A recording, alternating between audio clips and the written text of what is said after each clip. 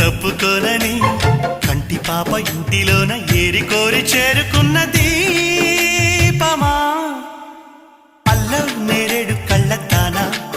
ప్రేమ వల్ల పట్టాని పిల్లదానా